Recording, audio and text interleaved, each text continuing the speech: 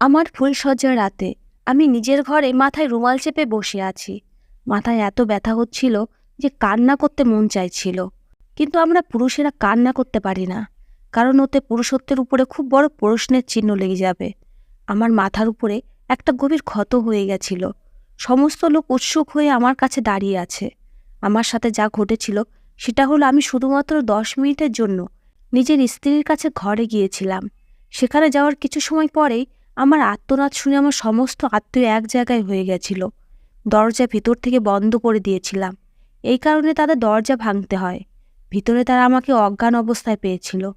নিজের ফুলশয্যা রাতে নিজের ঘরে ভাঙা দরজার বাইরে বসে হবু বরে কেমন লাগতে পারে। আমার এক মামা আমার কাছে এসে বলতে লাগলো যে, তোর ক্ষত তো অনেক গভীরে মনে হচ্ছে, চল তোকে হাসপাতালে নিয়ে যাই। আমি রেগে গিয়ে বললাম যে আমি হাসপাতালে যাব না। ডক্টর আমাকে বিয়ের পোশাকে দেখে জিজ্ঞেস করবে, তোমার এটা কিভাবে হয়েছে? তখন আমি কি জবাব দেব? আমি তো কাউকে মুখ দেখানোর অবস্থাতেই থাকবো না। কোনো নববধূ ভাষ্য রাতে নিজের বরের সাথে এরকম করে? ও তো আমাকে শেষ করে দিয়েছে। এ কী ধরনের মেয়ের সাথে আমার বিয়ে দিয়েছ?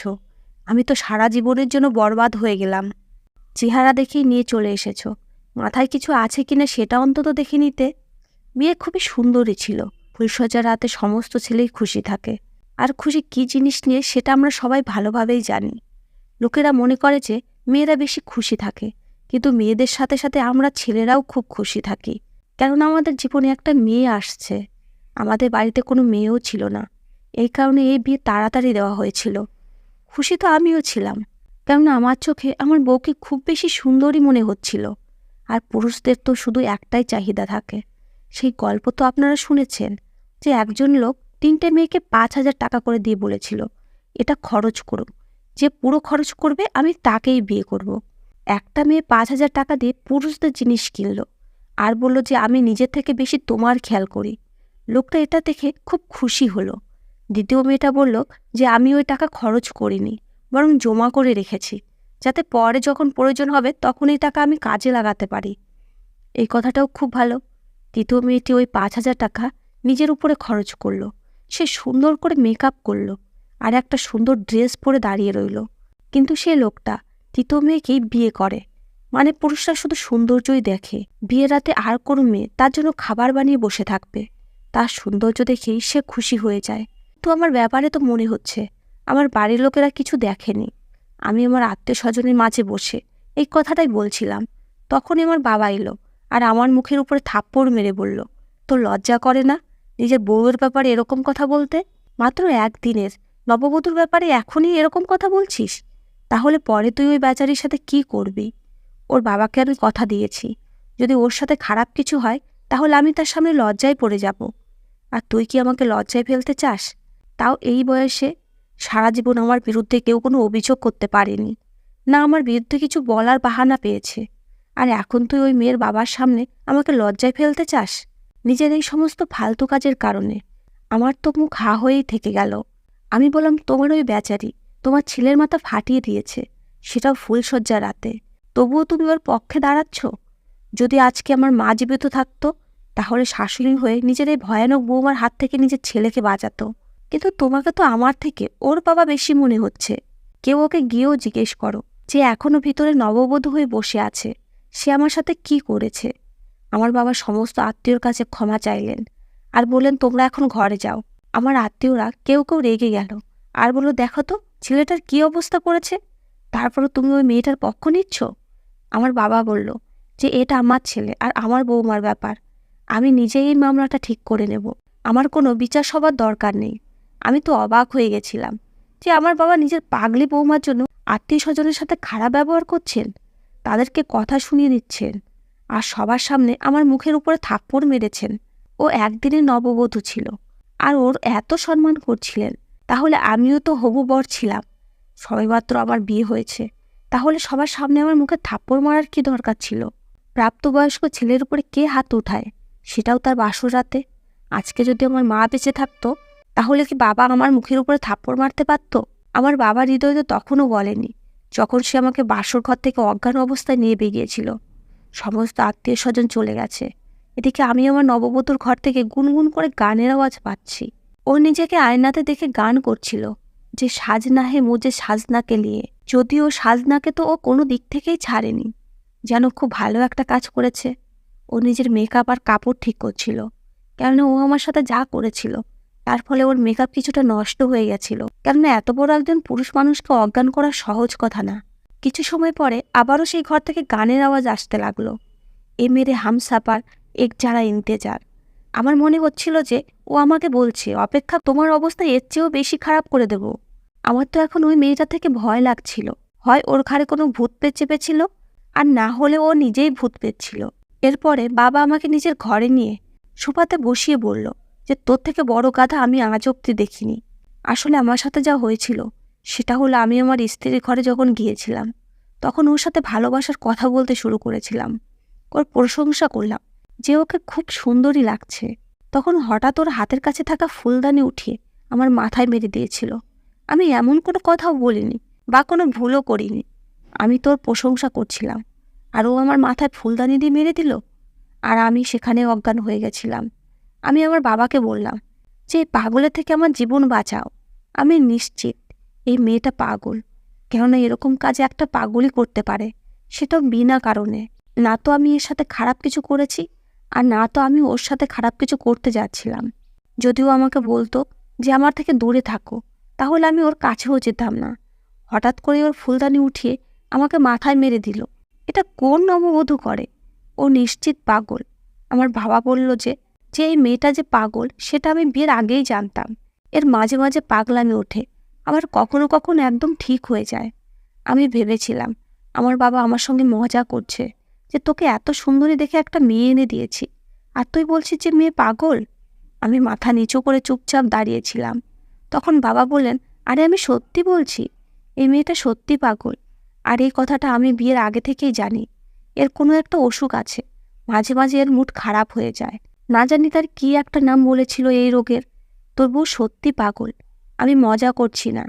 বাবার মুখে এই কথা শুনে আমার পায়ের নিচ থেকে মাটি বেরিয়ে গেল, কেননা এই সম্বন্ধ আমার বাবাই ঠিক করেছিল।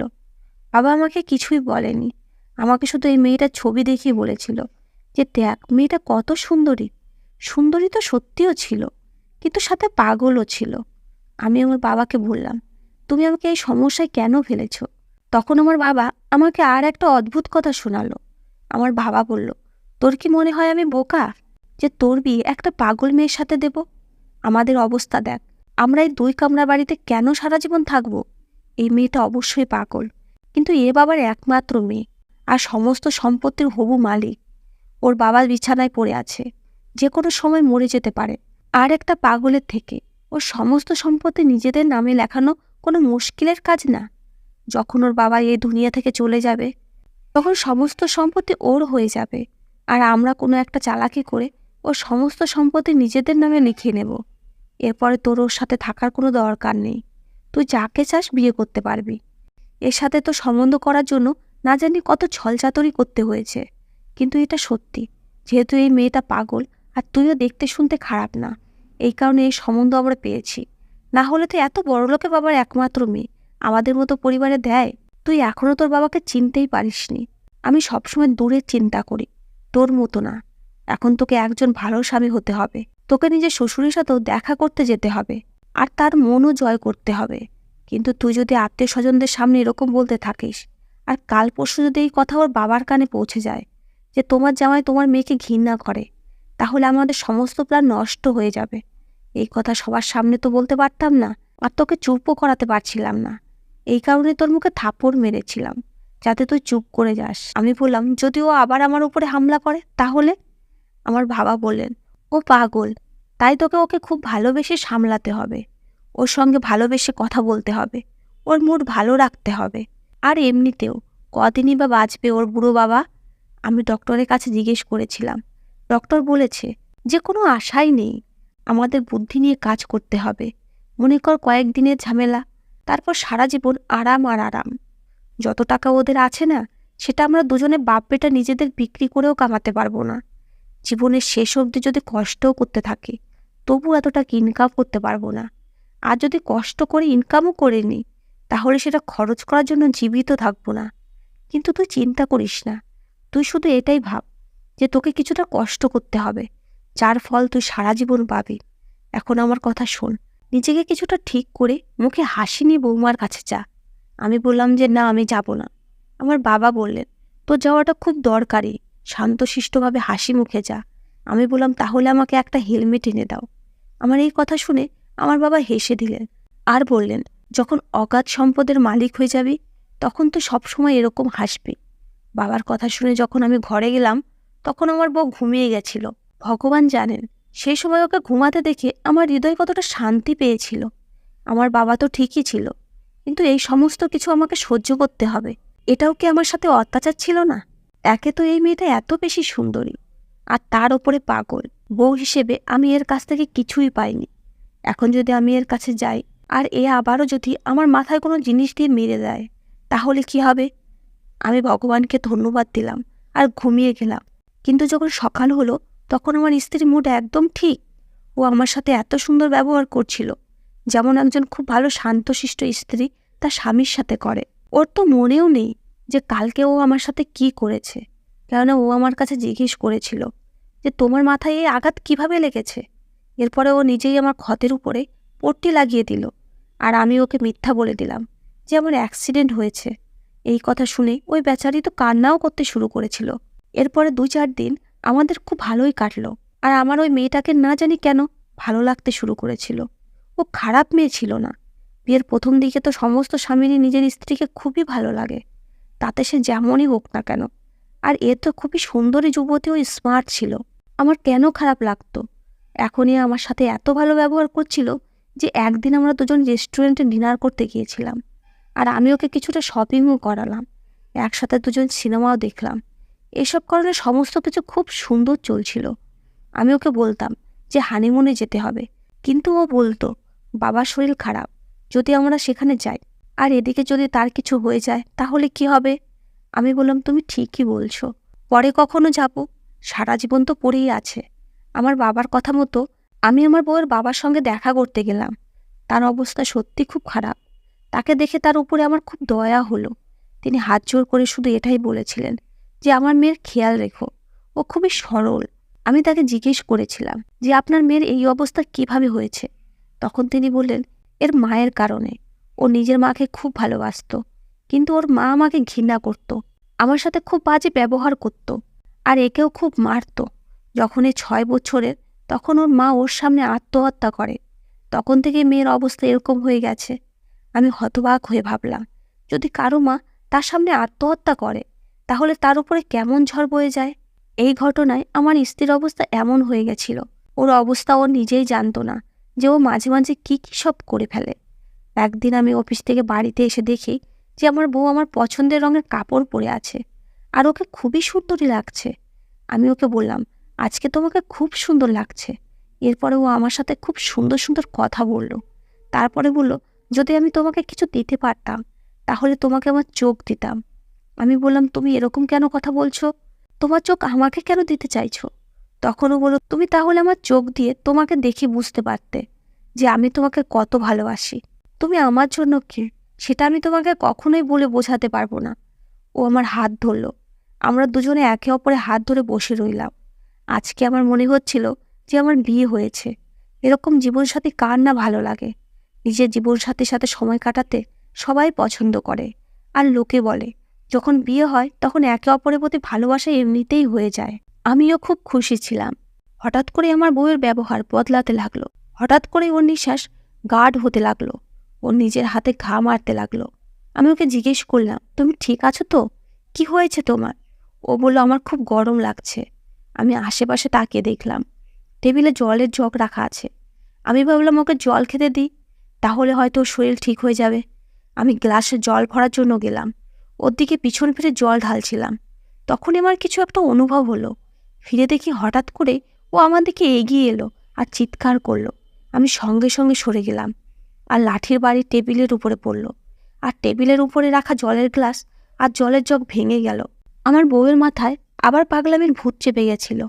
আগেও একবার এরকম হয়েছিল বাসর রাতে, আর আজকে আমাদের বিয়ের 3 সপ্তাহ পরে দ্বিতীয়বার হলো, আর সেটাও ঠিক সময়ে, যখন আমি ওর কাছাকাছি যাচ্ছিলাম।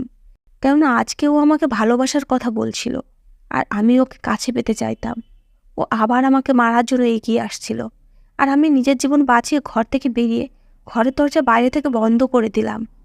দরজার উপরে হাত রেখে আমি এটাই ভাবছিলাম যে এর কোন ঝামেলায় আমি ফেঁসে গেছি। এখন আমি কি করব, কিভাবে করব? ও ঘরের মধ্যে আটকানো ছিল আর খুব বাজেভাবে চিৎকার করছিল। কিছু সময় পরেই ওর কান্নার আওয়াজ আসতে লাগলো, আর কান্না করতে করতে দরজা ধাক্কাতে লাগলো আর বলতে লাগলো, আমাকে এখান থেকে বাইরে বের করো। আমার খুব ভয় করছে। ওর আওয়াজে কষ্ট ছিল। হয়তো ও সত্যি ভয় পাচ্ছিল, কিন্তু আমিও দরজা খুলতে ভয় পাচ্ছিলাম। কারণ আমার ভয় হচ্ছিল যে ও হয়তো আবার আমার উপরে হামলা করবে। কিন্তু ও যেরকমভাবে কান্না করছিল তাতে আমার খুবই করুণা হচ্ছিল। তাই আমি খুব আস্তে আস্তে দরজা খুলে দেখলাম ও দরজার সামনে বসে কান্না করছে। আমি দরজা খুলে কাছে গেলে ও দাঁড়িয়ে গেল আর বলতে লাগলো, আমাকে ভুল বুঝো না, আমি জানি না কি হয়েছে। এসব ঘরের জিনিসপত্র ভেঙে পড়ে আছে দেখছি। আমি কি তোমার ক্ষতি করার চেষ্টা করেছিলাম?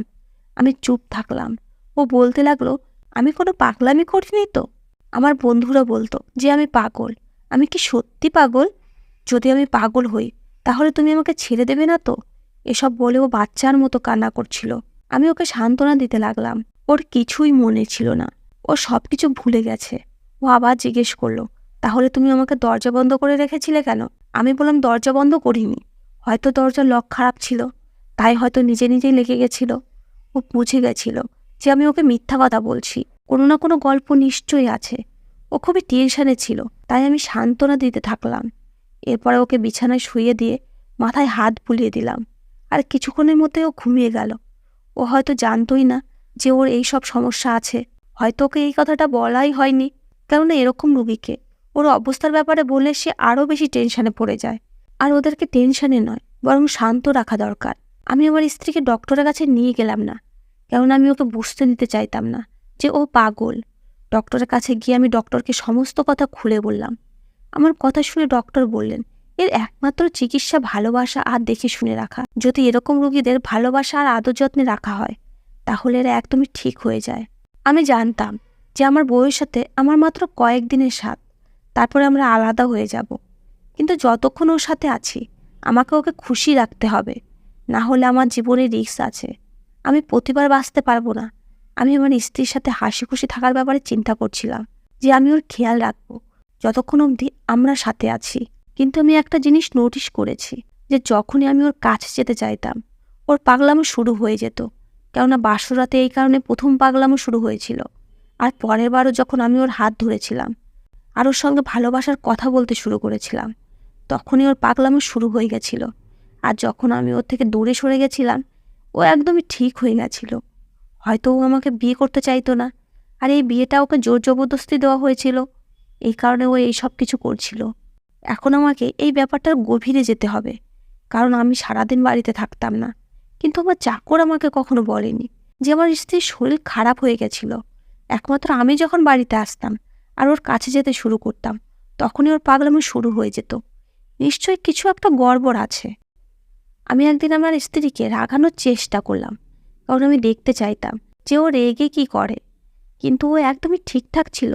আমরা একসাথে খাবার খেলাম আর ঘরের মধ্যে এসে সিনেমা দেখলাম। হঠাৎ করে বললাম, আমার থেকে দূরে সরে বসো, আমি সারাদিন কাজ করে ক্লান্ত হয়ে আছি, আমার থেকে দূরে সরে যাও। ও বলতে লাগলো, দূরেই তো আছি, তোমার কি অসুবিধা হচ্ছে? আমি বললাম যে তুমি এই ঘর থেকে বেরিয়ে যাও, এটা আমার ঘর, আমি এখানে তোমার মুখও দেখতে চাই না। আমি এমন এমন কথা বললাম যে যদি নর্মাল মেয়েও হতো তাহলেও রেগে যেত। কিন্তু আমার স্ত্রী রাগলো না। ও বলতে লাগলো যে কোনো ব্যাপার না, তোমার দিন মনে হয় ভালো কাটেনি। যখন স্বামীর দিনে অফিসে ভালো যায় না তখন সে বাড়িতে এসে বউয়ের উপরে রাগ ছাড়ে, তারপরে বউ সেই রাগ বাচ্চাদের উপরে বের করে। যখন আমাদেরও বাচ্চা হবে তখন আমিও এরকম করব। আমি তোমার অবস্থা বুঝতে পারছি, আমার খারাপ লাগেনি, আমি ঘর থেকে চলে যাচ্ছি। এটা কেমন ব্যাপার হলো? যখন আমি কিছু করতাম না তখন ও তো রেগে যেত আর ও আমার উপরে হাত উঠাতে চাইতো। আর এখন আমি ওকে এত কথা বলছি যেটা শুনলে কোনো সাধারণ মেয়েও রেগে পাগল হয়ে যাবে, কিন্তু ওর উপরে কোনো প্রভাবই পড়লো না। এই সময়ে ও কেন বুঝতে পারেনি? আমারও তো প্রথম বিয়ে হয়েছিল, যদি আমার কোনো কথায় ওর খারাপ লেগেছিল তাহলে আমাকে বলে দিত। কিন্তু ও আমাকে এমনভাবে মেরেছিল যার ব্যথা আমি আজ অব্দি অনুভব করি। কিন্তু আজকে ও রাগ হওয়ার বদলে হাসি মুখে ঘর থেকে বেরিয়ে যাচ্ছিল। আমি ওর হাত ধরে নিলাম আর বললাম, আমাকে ক্ষমা করে দাও, আমার মন খারাপ ছিল, এই কারণে আমি তোমাকে এইসব কিছু বলে ফেলেছি। আমার এ ধরনের কথা বলার কোনো উদ্দেশ্য ছিল না। কথা শোনার পরে আমার স্ত্রী আবার আগের মতো হয়ে গেল। আমি ওর দিকে তাকিয়েছিলাম, সেও আমার দিকে তাকিয়ে বলল, কি ব্যাপার, তুমি এভাবে তাকিয়ে কি ভাবছো? আমি বললাম, না, আমি কিছুই ভাবছি না। আমার নিজের স্ত্রীর উপরে সন্দেহ হচ্ছিল, কেননা যদি ও পাগল হতো তাহলে ওর আমার কথাতে রাগ হওয়া উচিত ছিল। একদিন আমি বাড়িতে লুকিয়েছিলাম। আমার ঘরের জানলা বাইরের বারান্দার দিকে খুলতো। আমি ঘরের জানলা আগে থেকেই খুলে রেখেছিলাম। আমি বারান্দায় দাঁড়িয়ে জানলা দিয়ে সব কিছু দেখতে চাইতাম যে আমার স্ত্রী কি করে। কেমন আমি শুনেছিলাম যে পাগল মানুষেরা অদ্ভুত অদ্ভুত ব্যবহার বা কথা বলে, কিন্তু দেখলাম ও একদমই নর্মাল ছিল, নিজেই নিজেকে সাজাচ্ছিল। এরপরে ওর ফোন বাজলো আর ও ফোন লাউড স্পিকারে রেখে কথা বলতে শুরু করলো। আমি খুশি হলাম, কারণ আমি শুনতে পারবো যে ও কার সাথে কি কথা বলে। ফোনের অপর প্রান্তে কোনো মেয়ে ছিল যার সাথে ও কথা বলছিল। মেয়েটা জিজ্ঞেস করলো, তুই কি এখনও তোর বরে পরীক্ষা নিচ্ছিস? আমার বউ বলল, পরীক্ষা তো নিতেই হবে, কেননা সারা জীবনে একসাথে থাকবো। আমার ওই লোকটার উপরে ভালোবাসা হতে শুরু করেছে। ও সত্যি খুব ভালো, আমার খুব খেয়াল রাখে। সেসব তো ঠিক আছে, কিন্তু তুই কতদিন অবধি পাগলামো নাটক করবি? সেদিন তো তুই তোর বরের মাথাতে ফুলদানি দিয়ে মেরে ফাটিয়ে দিয়েছিলি। আমার বউ বলল, হ্যাঁ, সেটা করা খুব দরকারি ছিল, না হলে ওর আমার উপরে সন্দেহ হয়ে যেত। আর এই খবরটাও আমি নিজেই ছড়িয়েছিলাম যে বিয়ের আগে থেকে আমি পাগল। ওর বাবা খুব লোভী, কেননা সে আমি পাগল জেনেও আমার সাথে নিজের ছেলের বিয়ে দিয়েছে। তাই আমি দেখতে চাইতাম যে আমার বড় ওর বাবার মতো লোভী কিনা। বউয়ের মুখে এই কথা শুনে আমার পায়ের নিচ থেকে মাটি হারিয়ে গেল। কেননা আমরা তো ভাবছিলাম যে আমরা এই মেয়েটার সাথে খেলছি, কিন্তু এ তো আমাদের সাথেই উল্টে খেলা খেলছিল। সত্যি ও তো বড়লোক বাবার একমাত্র মেয়ে, তাই হয়তো ও ভেবেছিল যে ওকে কেউ কোনো মতলব নিয়ে বিয়ে করছে না। তো ওর মধ্যে কোনো পাগলামও ছিল না। ও পড়াশুনো জানতো, সুন্দরী আর বুদ্ধিমানও ছিল। ও আমাদের এত বড় পরীক্ষা নিচ্ছিল, কিন্তু আমার এই জিনিসটা নিয়ে একদমই রাগ আসছিল না, কেননা আমরা তো ওর ব্যাপারে এইসবই ভাবছিলাম। আমরাও তো ওর সাথে খারাপ করতে চাইছিলাম। আমি যখন এসব ভাবতে ভাবতে সেখান থেকে যেতে শুরু করেছিলাম, তখনই আমার কান আর একটা কথা শুনল। ও বলল, আমি আমার বরকে খুব ভালোবেসে ফেলেছি, তাই এখন আমি এই খেলা শেষ করে ওকে সব কিছু বলে দেব। যদি এরপরে ও আমাকে গ্রহণ করে নেয় তাহলে ও আমার জীবনসাথী হবে, আমি সারা জীবন ওর গোলাম হয়ে থাকব। বউয়ের মুখে এই কথা শুনে না জানি কেন আমার হৃদয়ে খুব খুশি অনুভব হয়েছিল। পরের দিন আমি যে খবর পেলাম সেটা আমাকে অবাক করে দিল। খবরটা এমন ছিল যেটা শুনে আমার বাবা খুবই খুশি হয়ে গেছিল, কিন্তু আমি এই খবরটা শুনে একদমই খুশি হইনি। আমার বাবা আমাকে বলল যে আমাদের কিছুই করতে হবে না, বুড়ো আগে থেকে উইল রেখে গেছে, আর তার উইল মতো সব কিছু তোর। আমার বউ খুব বাজেভাবে কান্না করছিল। এই দুনিয়াতে ওর বাবা ছাড়া আর কেউই ছিল না। ও কান্না করতে করতে যখন আমার গলা জড়িয়ে ধরল, তখন আমি ওকে সান্ত্বনা দিলাম। আমার মনে হলো যে এখন থেকে এ আমার দায়িত্বে, আর এখন আমাকেই ওর খেয়াল রাখতে হবে। 20 দিন পার হয়ে গেছে, ওর বাবা এই দুনিয়া ছেড়ে চলে গেছে। ওর বাবার উইল অনুসারে আমরা ওদের বাড়িতে থাকছিলাম, কারণ এই বাড়িটা আমার নামে ছিল। আর তাছাড়াও আমি ওকে একলা ছাড়তে পারতাম না। এটা অনেক বড় বাংলো, বাইরে গাড়ি রাখা ছিল, আর ব্যাংকে টাকা। এছাড়াও ওদের যে ফ্যাক্টরি ছিল তার মালিক আমাকেই বানিয়ে দেওয়া হয়েছিল। আমার বাবা আমাকে বলল যে তুই কিসের অপেক্ষা করছিস, এখন সব কিছু তোর নামে হয়ে গেছে, কাগজেও হয়ে গেছে। এখন এই মেয়েটাকে ছেড়ে দে, তোর কাছে এত টাকা আছে যে তুই যে কোনো ভালো মেয়েকে বিয়ে করতে পারিস, আর সেটাও কুমারী আর কম বয়সী। আমার বাবা এই কথা বলছিল, হঠাৎই একটা আওয়াজ হলো, যেন ফুলদানি পড়ে গেছে। পিছনে ফিরে দেখি আমার বউ সব কিছু শুনে নিয়েছে, আর ও কান্না করতে করতে এখান থেকে চলে গেল। আমি আমার বাবাকে বললাম, এ আমার স্ত্রী, আর সারা জীবন আমার স্ত্রী থাকবে, আমি কোনো মতে একে ছাড়তে পারবো না। আমার কথা শুনে বাবা হতভম্ব হয়ে গেলেন আর বলতে লাগলেন, একে সাথে রাখার কি দরকার? আমি বললাম, এই সমস্ত সম্পত্তি ওর বাবার, তাই ওকে আমি ধোকা দিতে পারবো না, আর তুমি আমাদের স্বামী স্ত্রীর মধ্যে নাক গলাবে না। আমার বাবা হতবাক হয়ে তাকিয়ে রইল, আর আমি আমার বউয়ের পিছনে দৌড়ালাম। ও বাড়ি থেকে বেরিয়ে যাচ্ছিল, আমি গিয়ে ওর হাত ধরলাম, কিন্তু ও আমার হাত ছাড়িয়ে চলে যেতে চাইল। আমি ওর রাস্তা আটকে বললাম, আমার বাবা শুধুমাত্র সম্পত্তির জন্য তোমার সাথে আমার বিয়ে দিলেও আমি তোমাকে ভালোবেসে ফেলেছি। আমার বউ আমাকে বলল, তোমরা আমার সাথে এরকম কেন করেছো? তোমরা কি ধোকা দেওয়ার জন্য আমাকেই পেয়েছিলে? আমি কোনো পাগলই নই, আমি শুধু তোমার পরীক্ষা নিচ্ছিলাম, কিন্তু তুমি আমাকে শেষ করে দিয়েছ। আমি বললাম, এটা সত্যি যে আমিও তোমাকে ভালোবেসে ফেলেছি। যদি তোমার বিশ্বাস না হয় তাহলে আমি তোমার সমস্ত সম্পত্তি তোমার নামে ফিরিয়ে দিচ্ছি, কিন্তু তুমি আমাকে ছেড়ে যেও না। আমি তোমাকে খুব ভালোবাসি, প্লিজ তুমি আমার সাথেই থাকো। ও চুপ হয়ে গেল আর নিজের চোখে জল মুছতে লাগলো। এরপর ও জিজ্ঞেস করলো, তুমি মিথ্যা বলছো না তো? আমি বললাম, তোমার দিব্যি, আমি মিথ্যা বলছি না। আমি তোমাকে সত্যি খুব ভালোবাসি। জানি না এই ভালোবাসা আমার হৃদয়ের ভগবান দিয়েছে নাকি তোমার ভালোবাসার প্রভাব, কিন্তু আমি তোমাকে ছাড়া থাকতে পারবো না। আমি খারাপ মানুষ না, আমি শুধু একজন ভালো জীবনসাথী চাইতাম। কিন্তু যখন জানতে পারলাম তুমি পাগল, তখন আমি বিরক্ত হয়েছিলাম। এরপর বাবা আমাকে নিজের কথায় ভুলিয়ে নিয়েছিল, কিন্তু আমিও পরে বুঝতে পারলাম যে আমি তোমাকে ভালোবেসে ফেলেছি। আমি তোমাকে ছাড়া কখনোই থাকতে পারবো না। এরপর আমরা দুজনেই একে অপরকে সত্যি বলে দিলাম আর একে অপরকে ক্ষমা করে দিলাম। আমি আমার বাবাকে বুঝিয়ে দিলাম যে একেই নিজের বৌমা মেনে নাও। কিছু সময় অবধি আমার বাবার মুড খারাপ থাকলেও সে আমাদের ব্যাপারে কিছুই বলতো না, কিন্তু তাকে খুশিও মনে হতো না। এরপরে সে যখন দাদু হলো, তখন বাবাও খুশি মনে সব কিছু মেনে নিল। ভগবান আমাকে মেয়ের খুশি দিয়েছেন, মেয়ের বাবা হয়ে আমি খুব খুশি। বন্ধুরা, ভিডিওটি কেমন লাগলো কমেন্ট করে অবশ্যই জানাবেন। ধন্যবাদ বন্ধুরা।